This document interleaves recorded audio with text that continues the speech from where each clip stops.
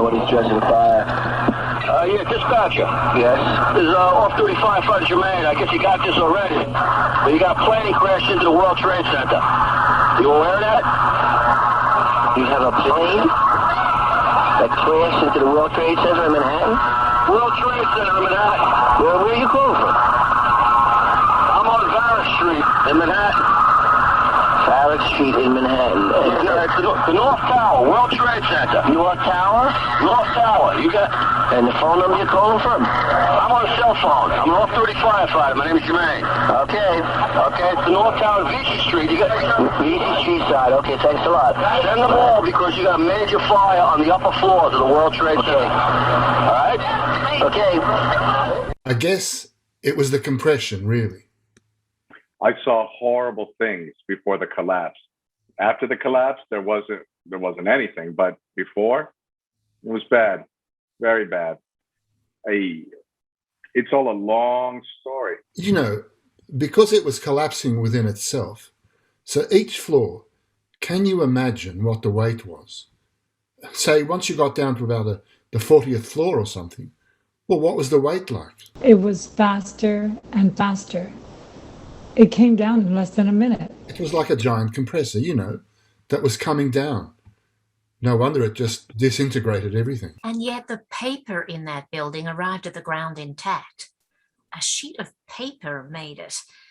It took 10 years to build, and it came down in a minute. There was no preparation for it. It was a beautiful, beautiful day. A very dark day in both my life as an American and in my personal life as well. It was a beautiful day. It was a very, very, very beautiful late summer, early fall day. And I had been with a friend the night before. And I remember getting up in the morning and bidding them goodbye for the day.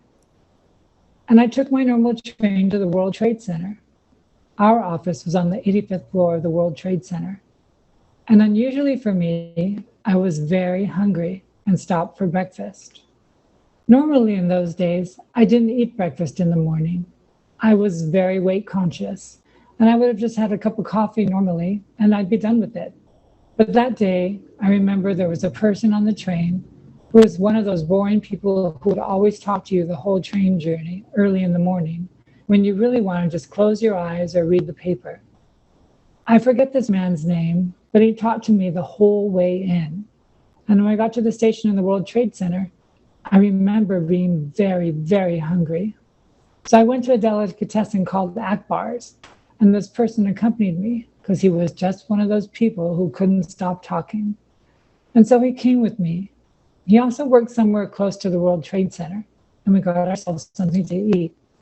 And then we said goodbye and went into the World Trade Center with my breakfast. So getting breakfast probably cost me about 5 or 10 minutes, which in retrospect could well have saved my life, because I went to the lobby of the World Trade Center and through security with my building pass and through the turnstile and got onto the elevator to go to the 17th floor sky lobby. I was waiting for the doors to close on the elevator on the lift. Then the whole building shook very savagely. There was a rush, a giant rush of air that went whoosh through the lift, through the elevator cab. And there was this enormous sound of machinery and things falling about around above us in the elevator. What had happened is when the plane hit the building, It disintegrated. the jet fuel came down the elevator shaft, and when it found the source of ignition, Lit it up. And I remember thinking that one of the elevators in one of the adjoining elevator shafts must have come loose from its cable and was falling, because that's the sound that it resembled. And there was about 3 or 4 other people on the elevator. Unfortunately, the doors had not yet closed to ascend. And I don't remember much what they looked like. I think they were fairly young. So these other people on the elevator ran for their lives. And I remember not feeling particularly concerned at that point because I thought it was simply an equipment malfunction and that we were probably safe. I remember just walking slowly. Well, there was no preparation for it, really. The magnitude of it was just, well, most of the people were, in a sense, were self-evacuating.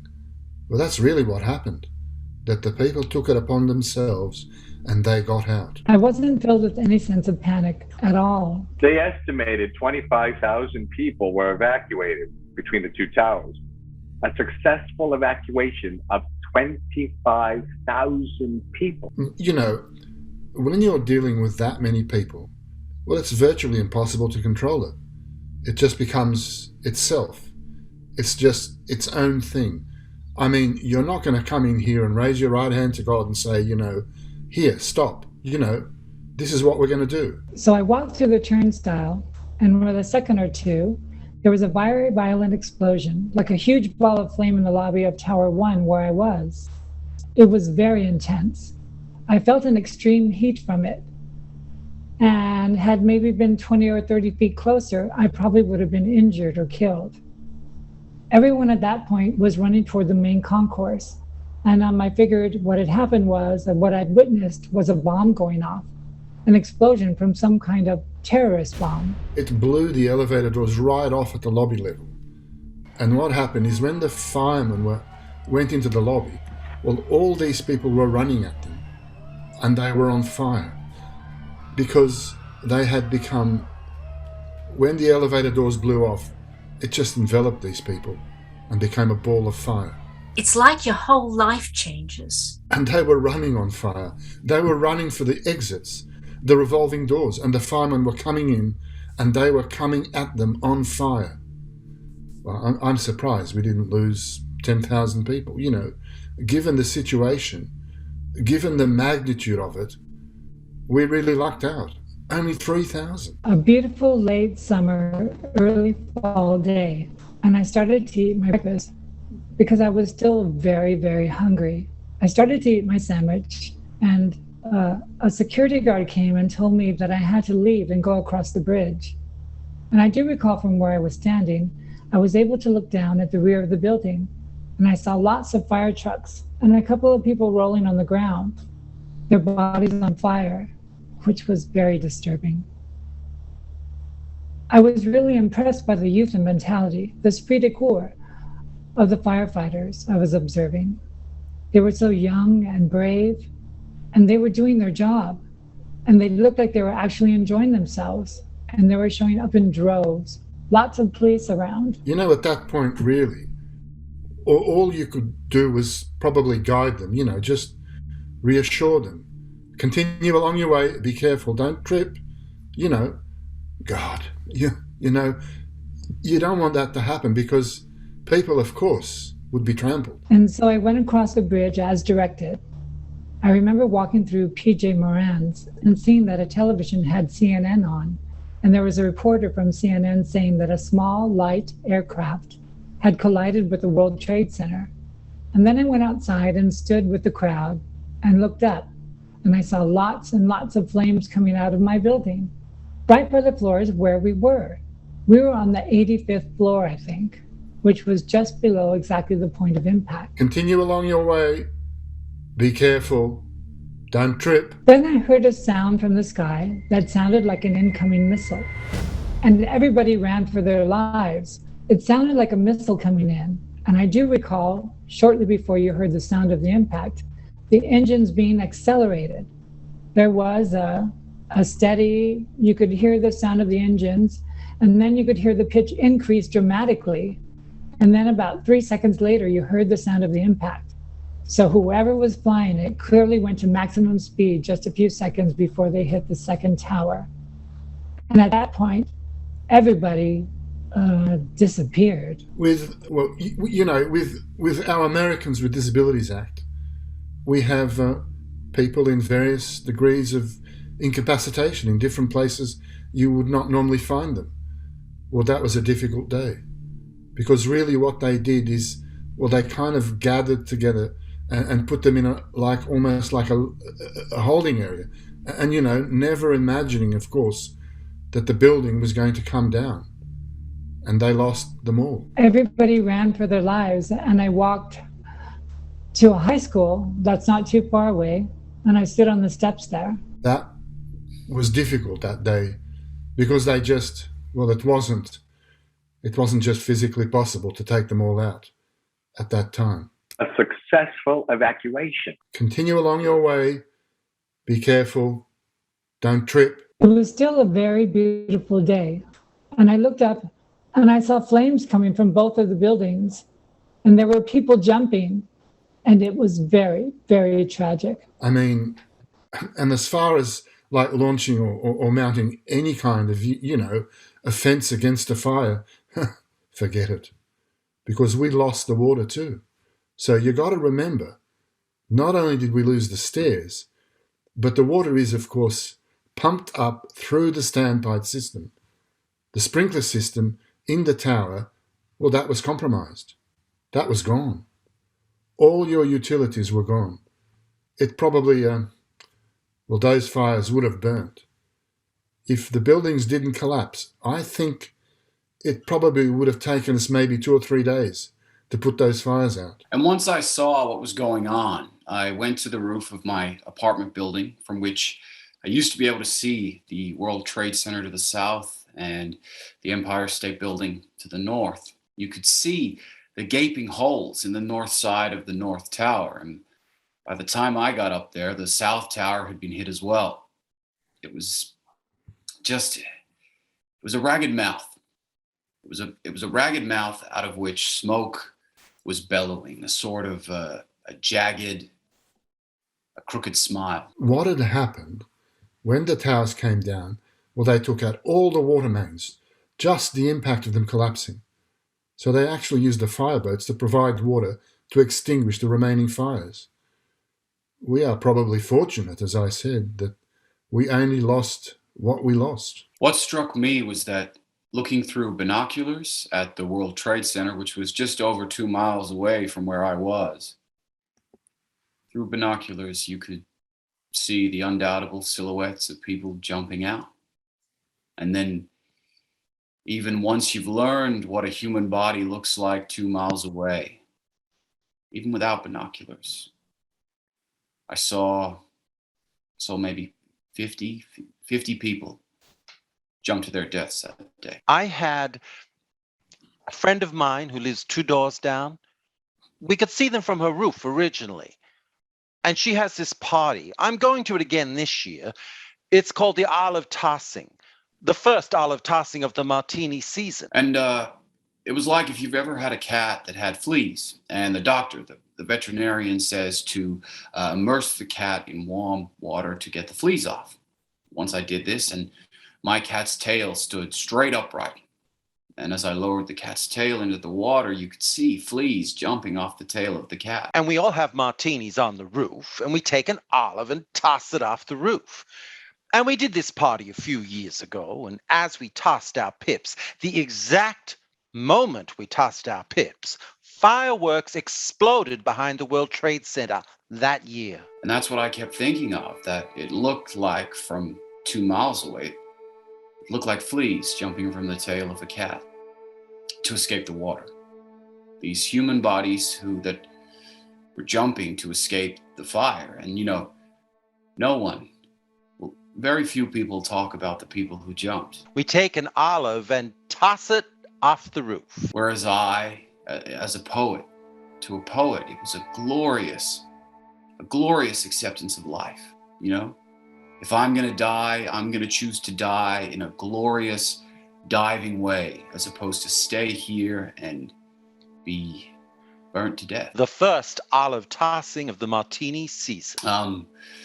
For the rest of the day, I saw people covered in ash moving uptown, walking as though in a daze. And my wife had an interview that day. She was going to interview somebody for a story. And I think she made it to the interview, and before we really realized, wait a minute, nobody should be doing anything as business as usual this day. And she then sort of had to walk home. Jet fuel burns extremely hot. At 1200 degrees, steel begins to fail. And at 1200 degrees, those people died a horrible death. I mean, that's why they jumped. The only thing that doesn't burn, wool doesn't burn. And it affected her very, very deeply. And 3 years later, she killed herself on the anniversary of September 11th, and wrote in one of her journal entries that she felt that she needed to heal the sadness and the anger of the victims of the September 11th. Something she apparently thought that she needed to be dead herself to do. Oh, God. But, so it's a very,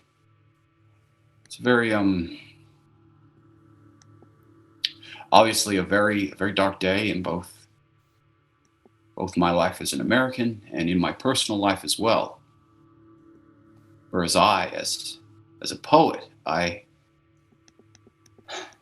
an idiot, because once before we were married, she asked me whether I knew that we would not be having children if we did get married. And I said yes.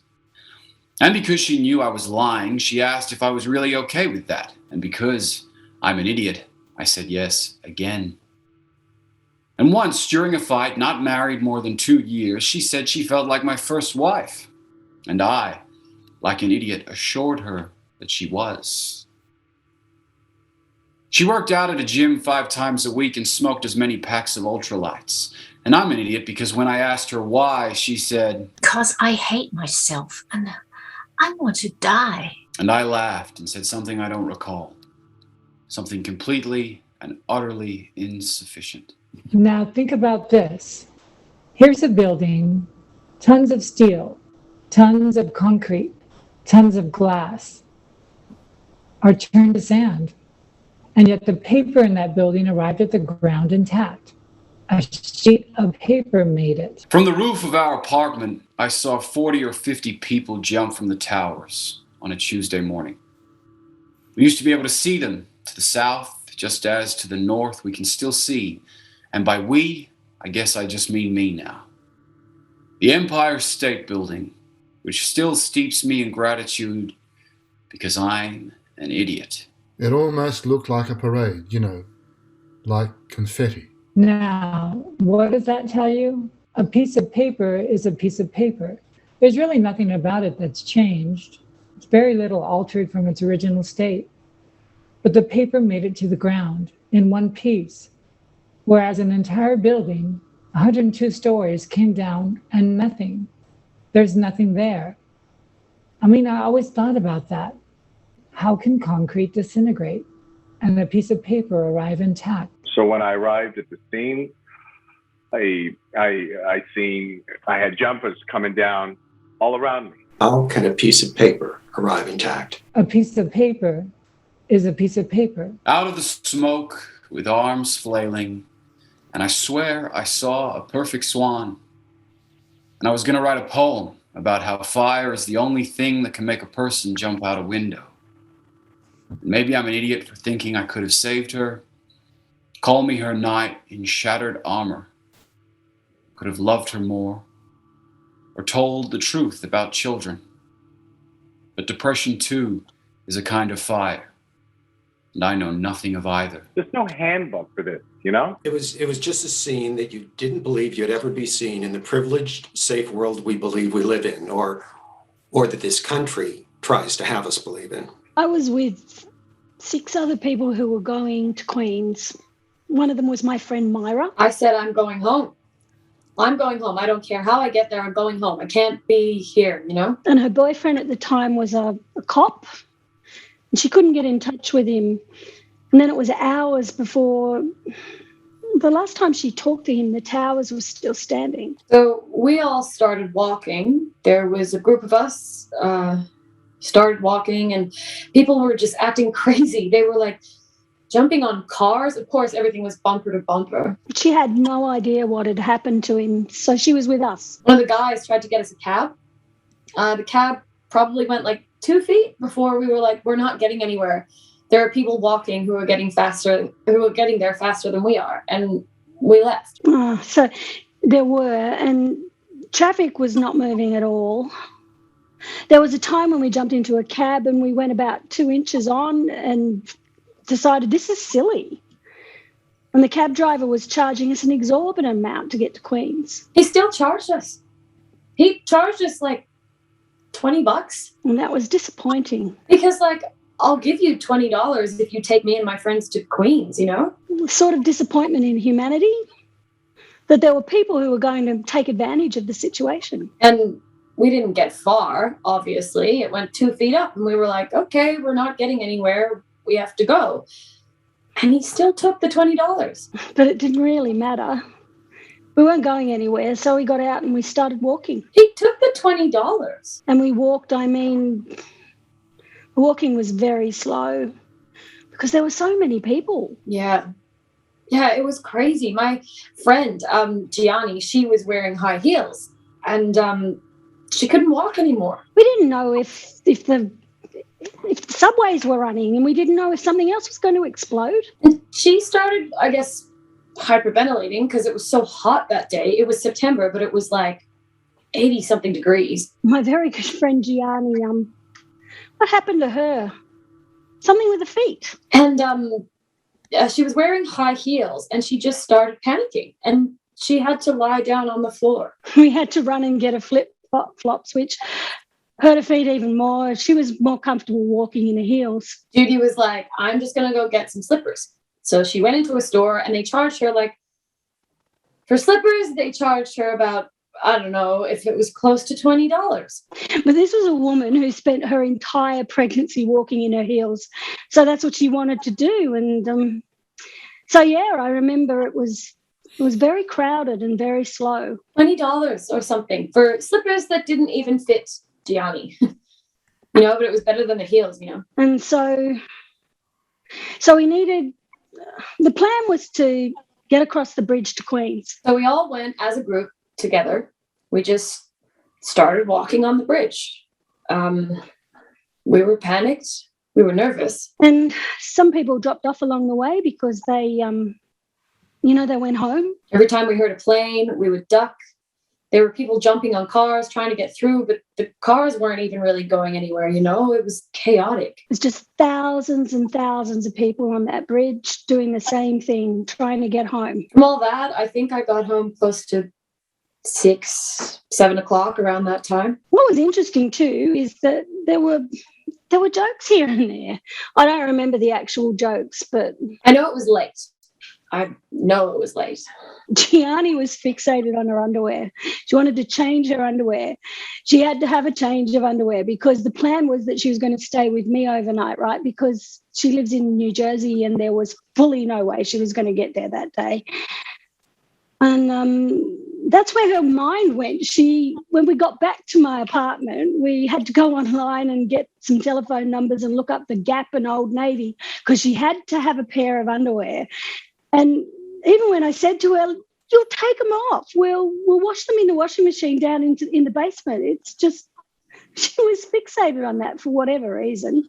I know it was late. And then you think to yourself, oh my God, this terrible thing just happened.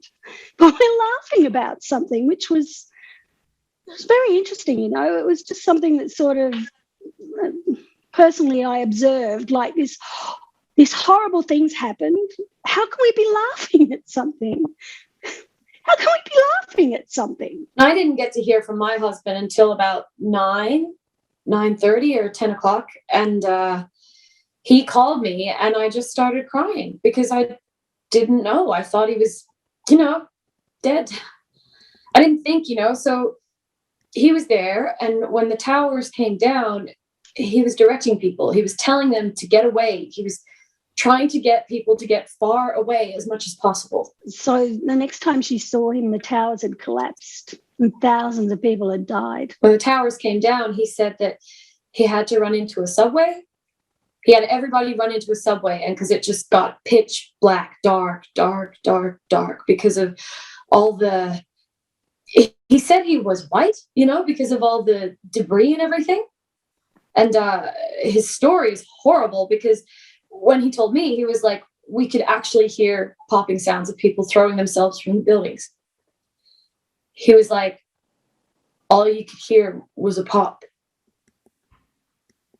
The walk was hot and it was long. And there was this feeling like being trapped on this island called Manhattan and feeling like we needed to get off it.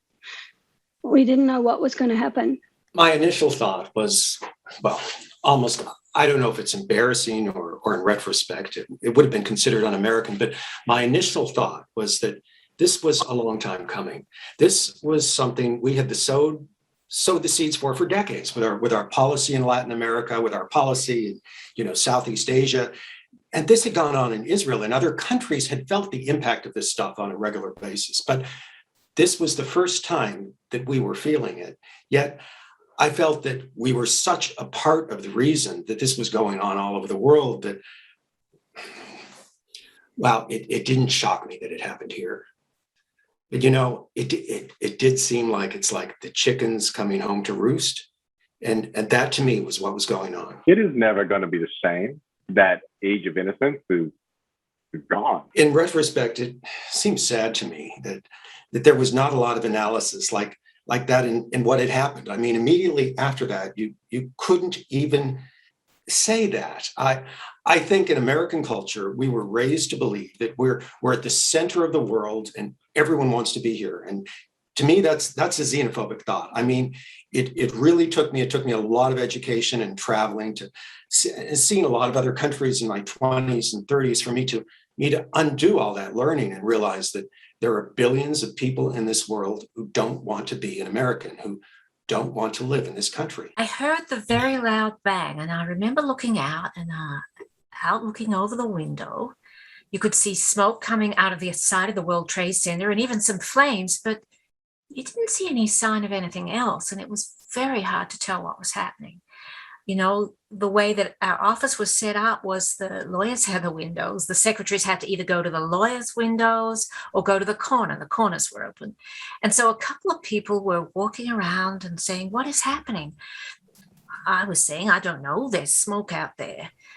People were all sort of walking around, and my husband then called me and said he had heard that a plane had hit the World Trade Center. And I remember thinking, that must have been a very small plane, because I couldn't see any sign of a plane, because a big plane, you'd somehow think you'd sort of see a big tail sticking out or something like that. It was difficult that day. Never going to be the same. So it was funny. It was just like your regular, beautiful day, I remember. Regular day at work, and there I was at the computer. Then they made an announcement on the loudspeaker from the office security saying, there's been an accident. A plane has hit the World Trade Center, and please do not leave your office. Do not go downstairs. We don't want to interfere with the emergency vehicles. You could start to hear some sirens. I remember sitting down and sending an email to my sisters. I'm very close to them. I have 3 sisters, and said, in case you heard, there's been some accident, but don't worry, I'm fine. I wasn't outside or anything, but it really is very, very sad.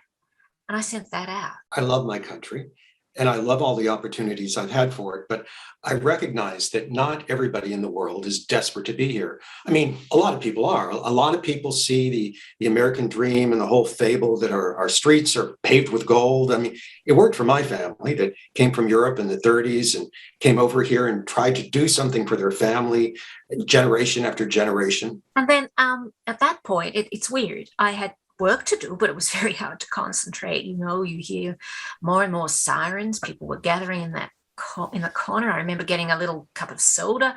I was starting to, my mouth was getting dry. It's a very, very anxiety producing thing. You can see more flames coming out. And then at that time, people were saying, oh my God, people are jumping. And I walked over to the corner to join some other people. And I didn't want to get too close. it was like one of those things. I knew it was sad and I knew it was bad, but I didn't want to see it too much. But you just wanted to be with other people instead of by yourself in the office. I had jumpers coming down all around me. I'm going to choose to die in a glorious diving way, as opposed to stay here and be burnt to death. And while we were standing there, the second plane, you could see it. And we were on the 49th floor, so it's about eye level for us when it came in. And all of a sudden, it's like your whole world changes and you suddenly realize that, wait, this isn't an accident. This is intentional.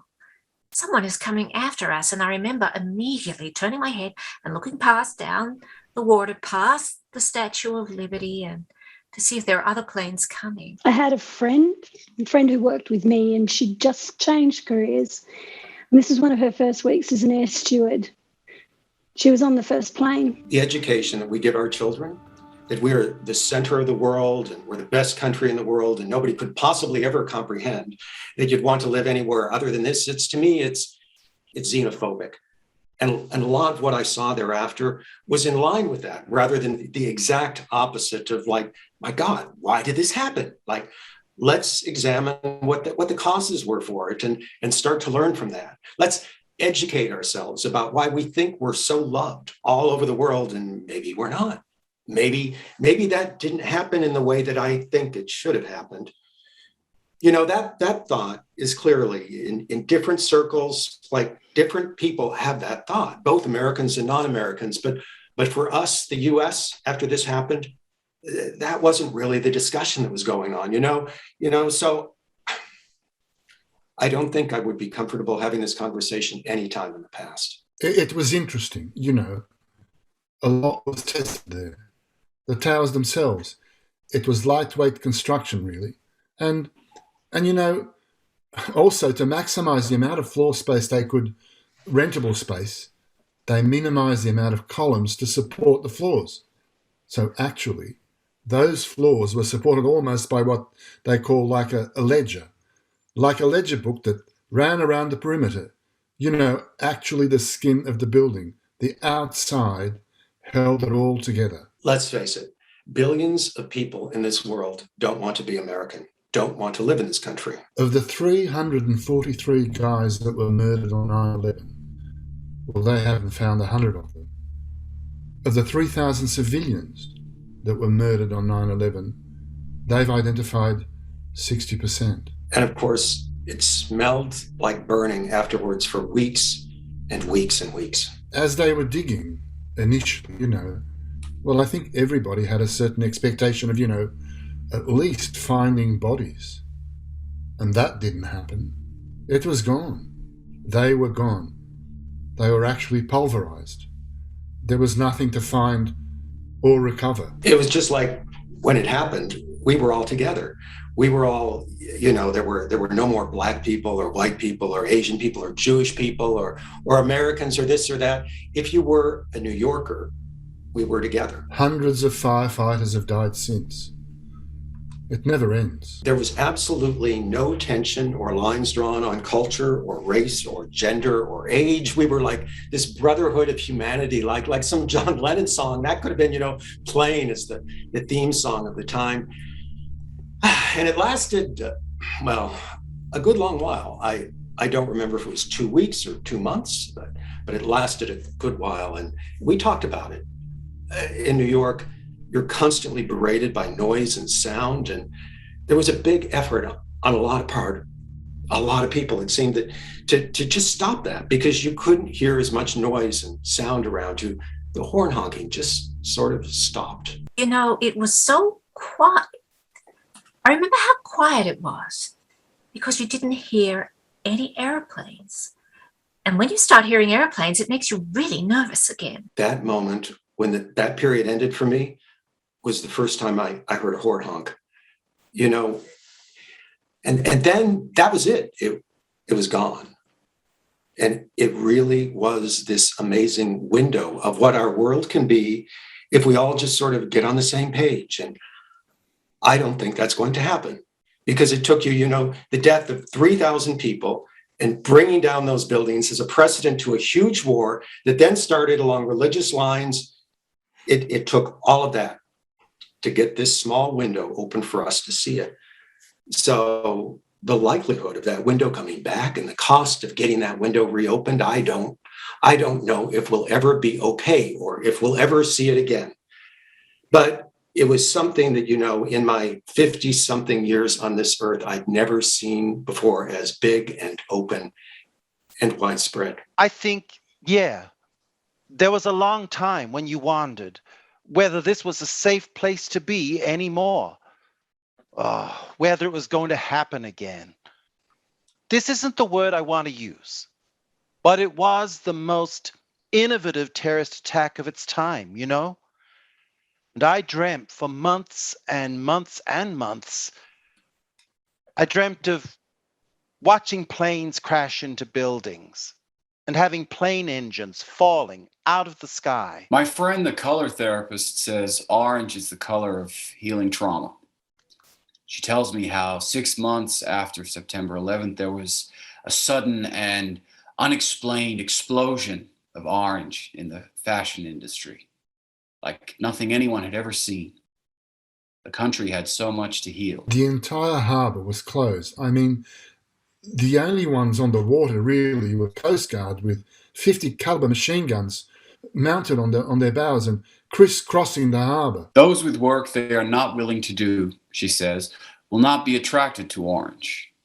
And I think of how, as a child, I once said orange was my favorite color because I felt sorry for it. That was just a scene that you couldn't believe you'd ever be seen in the privileged, safe world we believe we live in, or that this country tries to have us believe in, because it was like, the army and jeeps and tanks, and it was just like a siege. It almost looked like a parade. At the time, I couldn't imagine that life would ever be normal again, and life's normal again.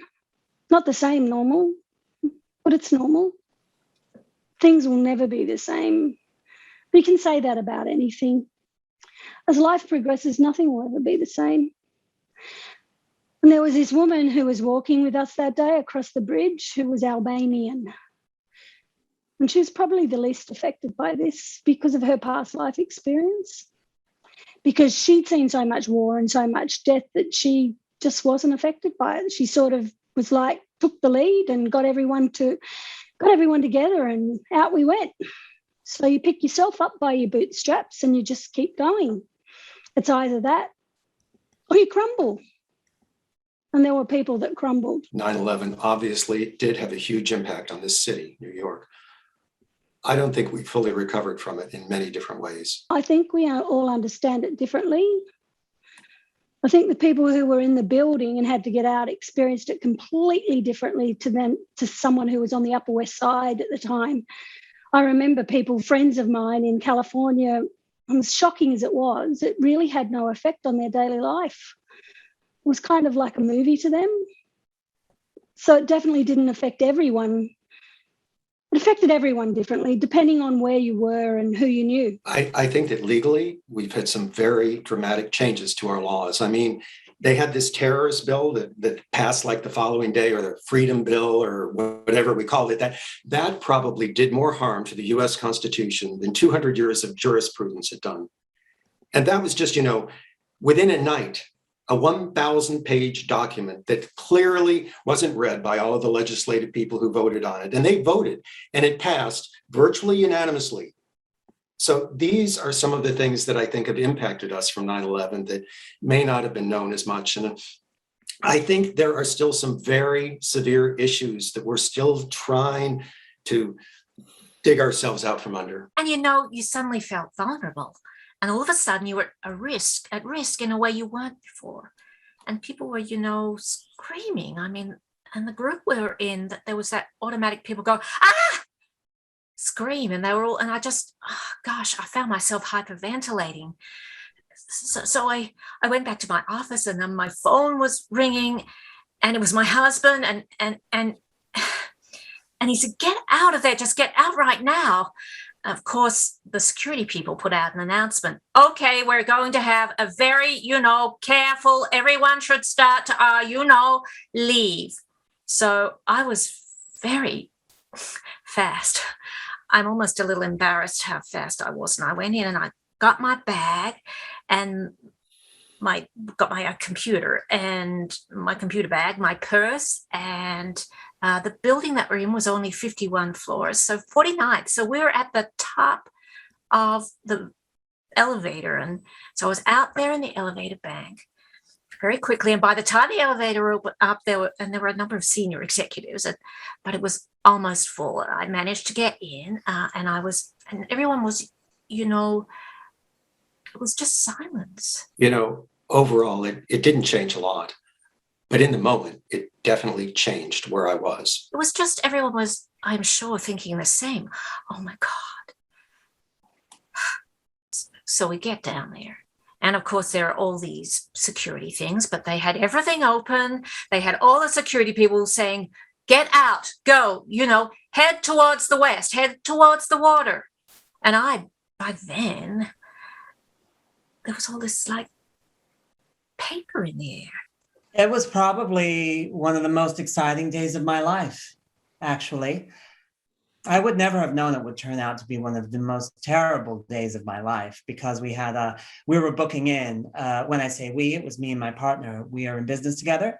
So we're booking to go to San Francisco to do a tour of San Francisco, LA, to do a costume for Elizabeth Taylor for her AIDS Foundation. So we were super excited, we were getting paid very well. It was a super exciting treat, meeting all of these people from Hollywood. And so we were just super excited, it included doing a benefit, an AIDS benefit.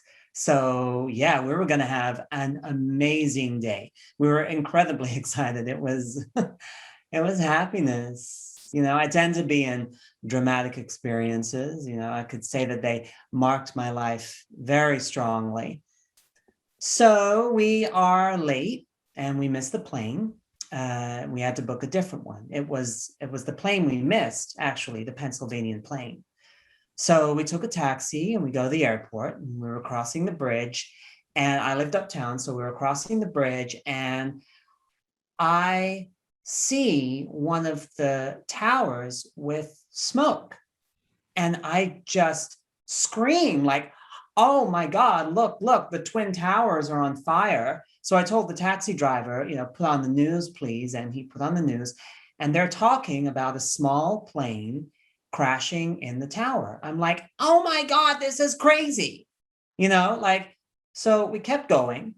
And then I see there's more smoke and more smoke, but we can't see the towers anymore because we're in Queens, but we see a lot of smoke. And I'm like, this is weird. If it's a small plane, the fire should stop.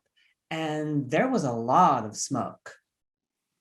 So we were really talking about it. And they didn't say anything else on the radio. So we arrived to the airport, JFK, and we forgot about it. We arrived, we go to the line, and we're standing in the line, and my partner, he's super tall. He has an Arab kind of look. He's Puerto Rican, but he has a really strong look. And so we're standing in the line, and the line doesn't move. And I start complaining. Oh my God, this line doesn't move. And then we look, and there's nobody on the counter. And I was like, what is going on? We couldn't connect the whole thing together yet. So then we see these people walking by in suits, looking at my partner, really, really strong. And I say, Adrian, I think they're looking at you. And he's like, right? And I'm like, yeah. And then this just obviously a team of police in plain clothes, they were looking at him, staring at him. And one of them just stands there on the top of the balcony, staring at him.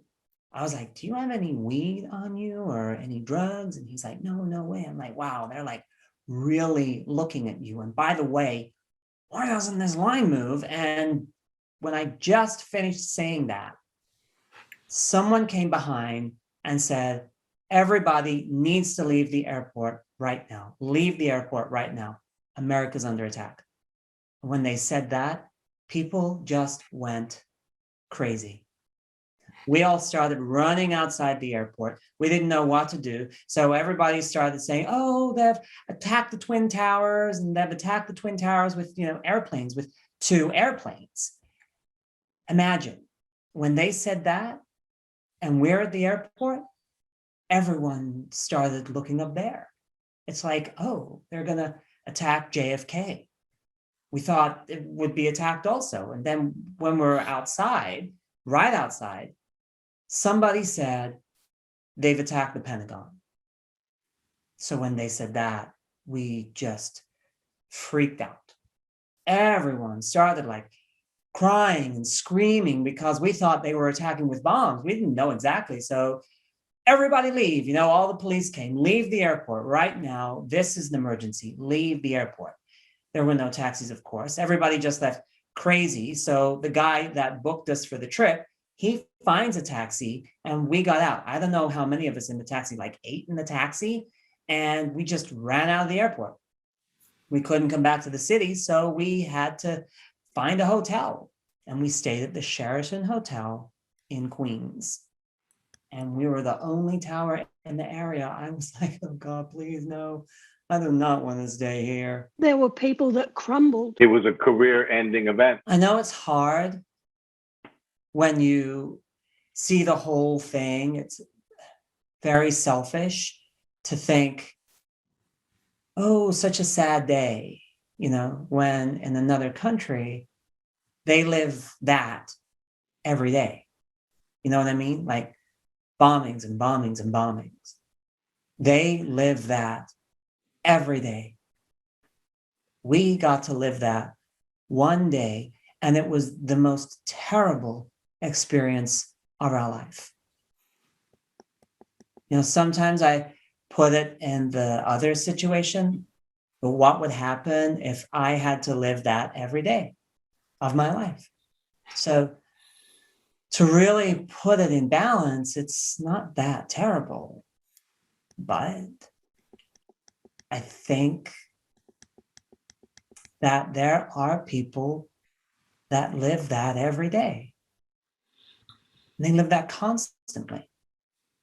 But since I never had those experiences before, it was terrible.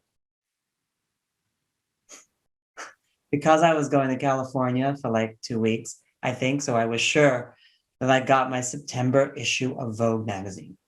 And it was a long trip, like 6-7 hour trip. So I wanted to read the new issue of Vogue. So I was like super excited with my Vogue magazine. And then, so when we had to leave the airport, I run outside and, you're just scared. You don't know what is happening. You look at the sky thinking something is going to fall. So I was holding on to the magazine really tight and I was just standing there crying like I didn't know. There was no taxi. I didn't know what to do. Everybody's screaming, crying, yelling. And then when the first TV crew came and they opened the door, and they all run in with the cameras all around, the first thing they get is me with a magazine cover, holding on to my Vogue magazine, crying. And then everybody the next day, they were like, oh, Nico, I saw you on TV. And Nico, I saw you on TV. Oh, it was so embarrassing. The good news is that I'm still here and I hope to be retired for many, many years. But it certainly wasn't the way I wanted my career to end.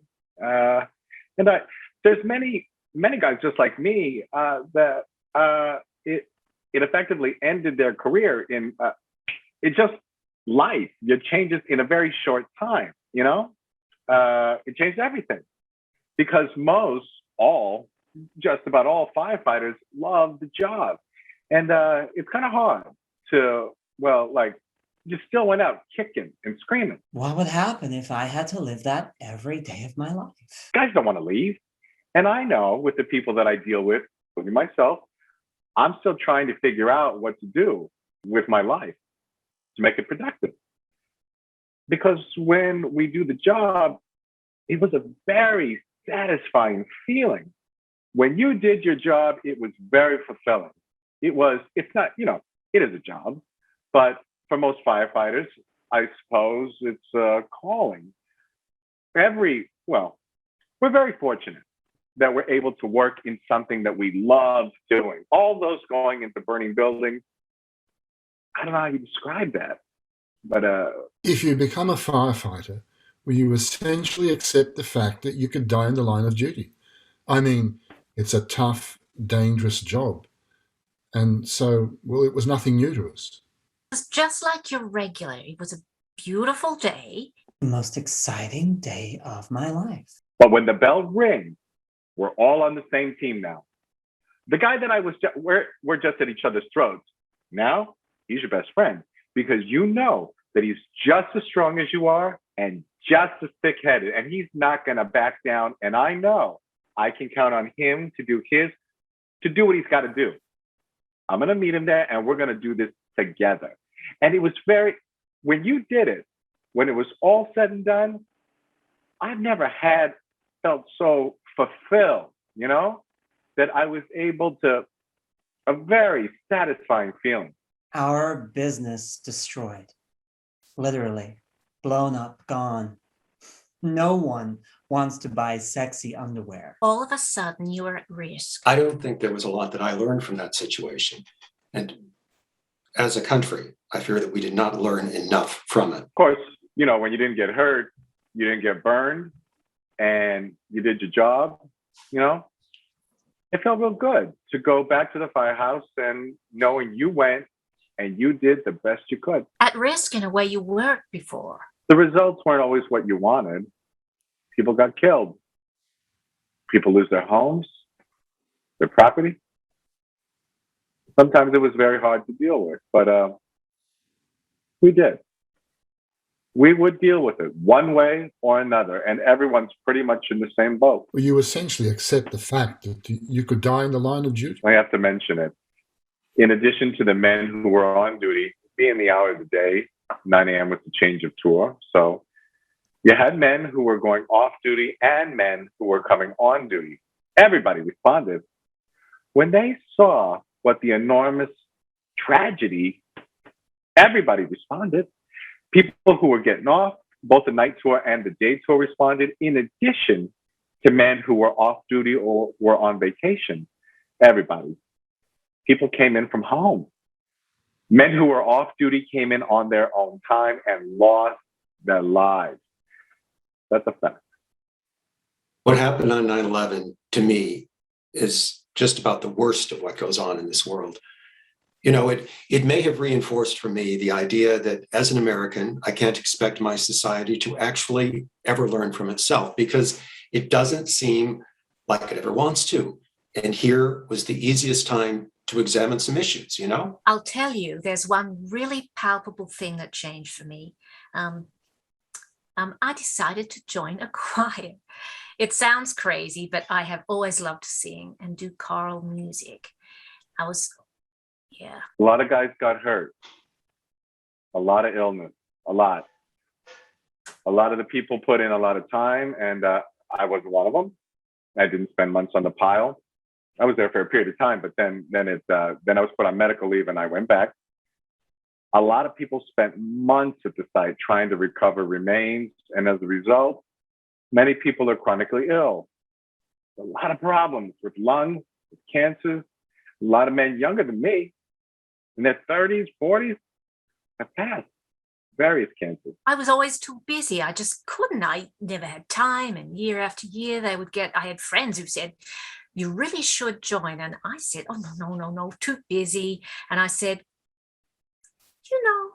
my God, I'm really going to do it. And that, they said it was going to happen.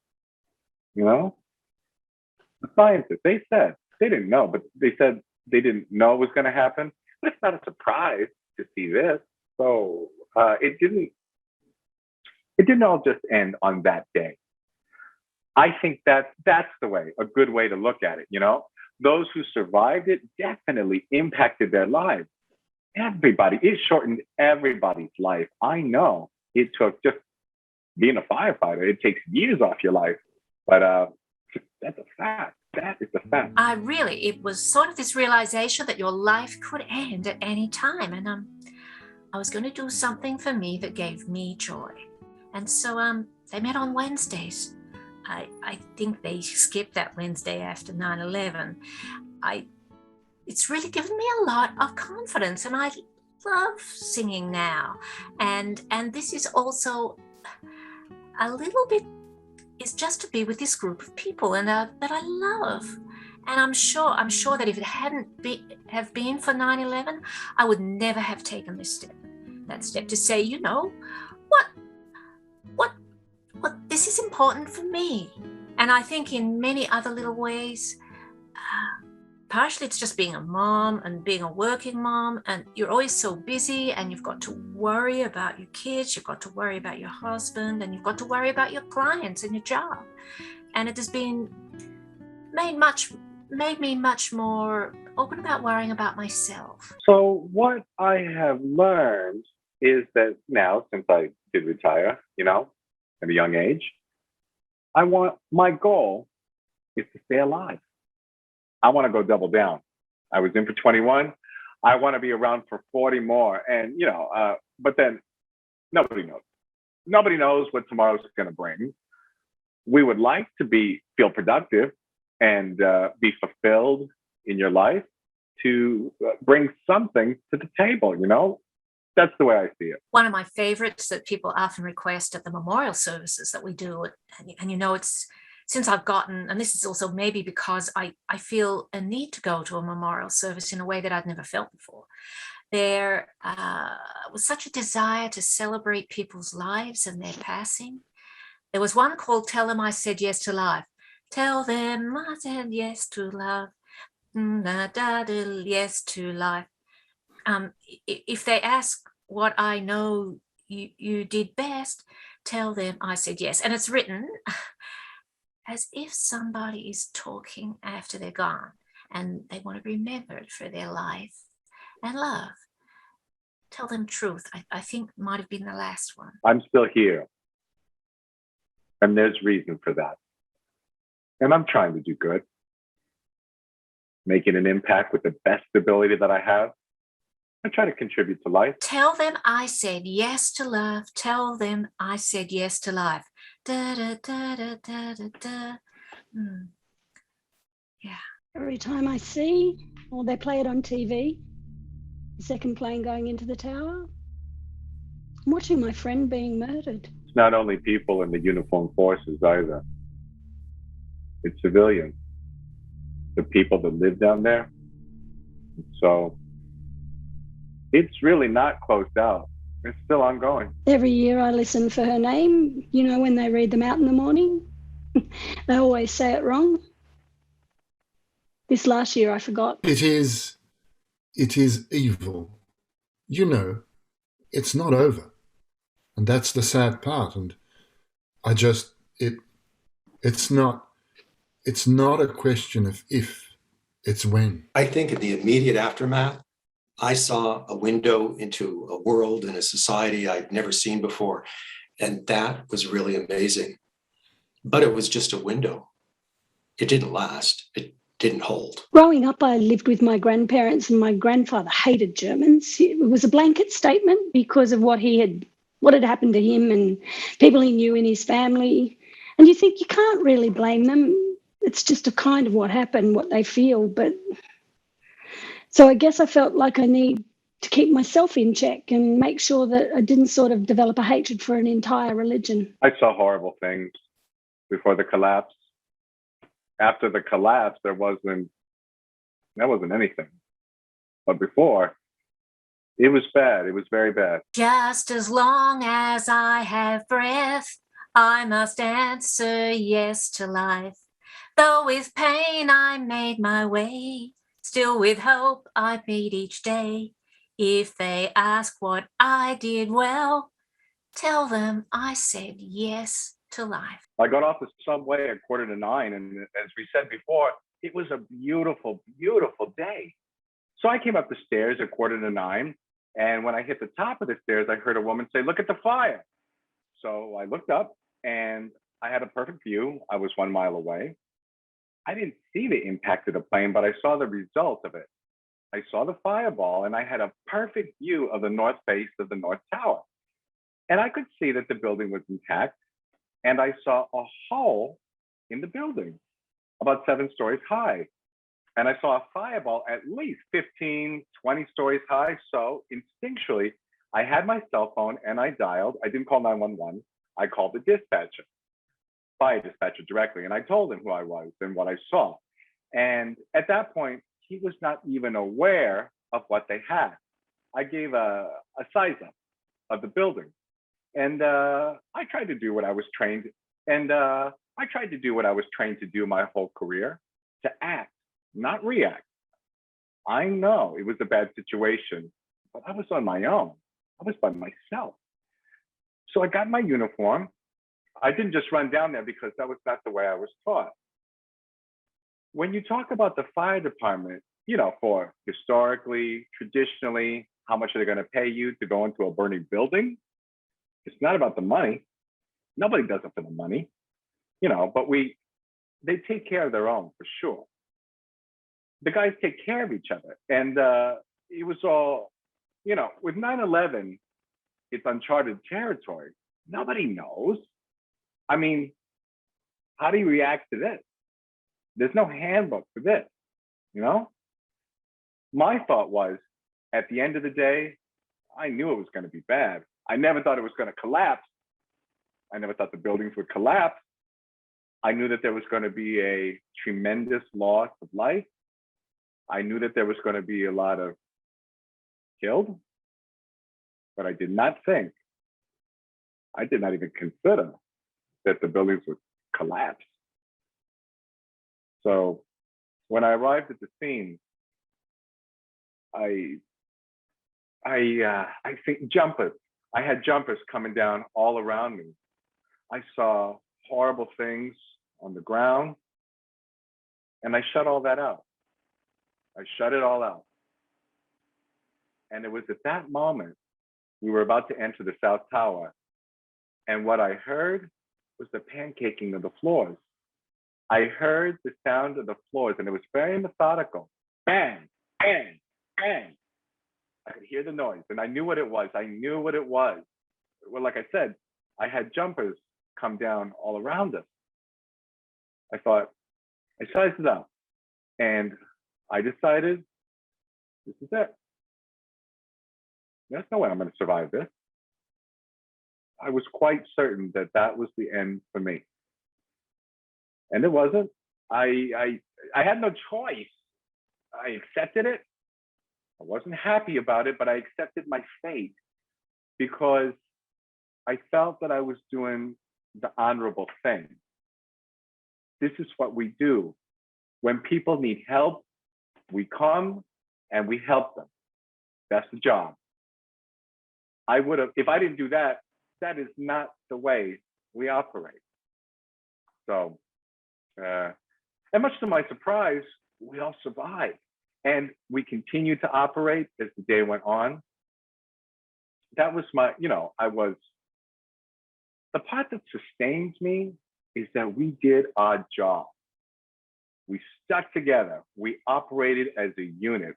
We kept the integrity of the unit together. And we did what we were always trained to do. Certainly didn't have the outcome that we were used to. It didn't work out anywhere near what I would have liked, but we did our job. And some of those guys were brand new on the job too. Nobody was prepared to deal with what we had. It was beyond your comprehension to see what happened as the result. So I try to be happy, enjoy life. And I try not to hate, but I try to stay focused. I try to keep it positive at all times as much as I can. I struggle.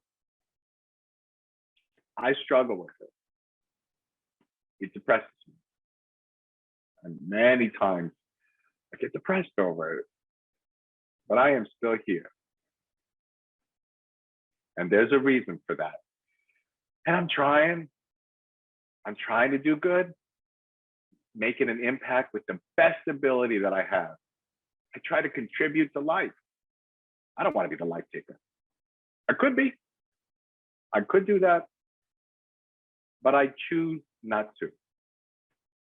I had a prior brush with international terrorism in my life. So actually, when the Trade Center came around, I think I dealt with it pretty good for a while. But back in 1988, my younger sister was a college student, was killed in the terrorist bombing of Pan Am Flight 103 over Lockerbie, Scotland.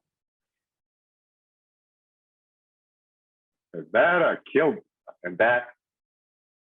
killed a piece of me when that happened. So, the losses were severe, and I lost so many close personal friends across the board. Not just guys that I worked at the firehouse with, kids that I grew up with, guys that I went to high school with, guys I knew my whole life were gone. They were my neighbors.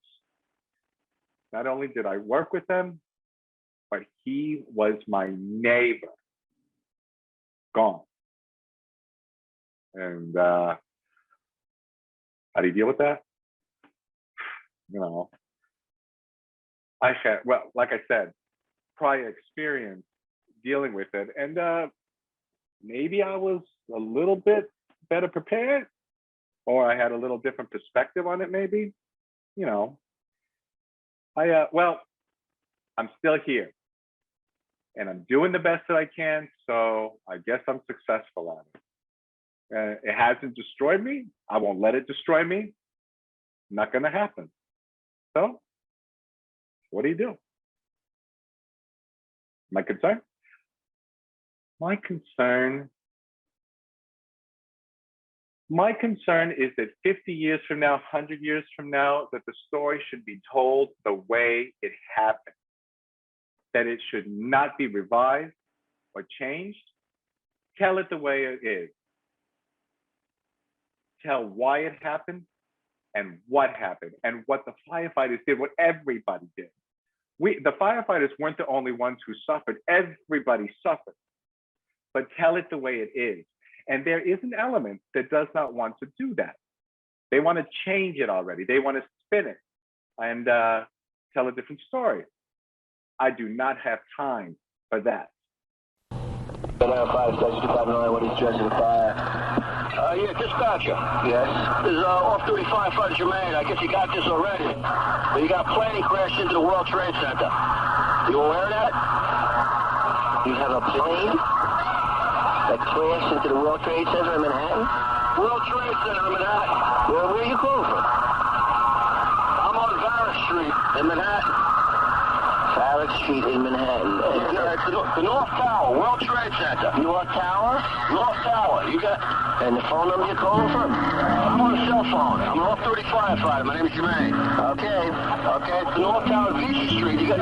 Vesey Street side. Okay, thanks a lot. Send them all because you got a major fire on the upper floors of the World Trade Center. All right? Okay.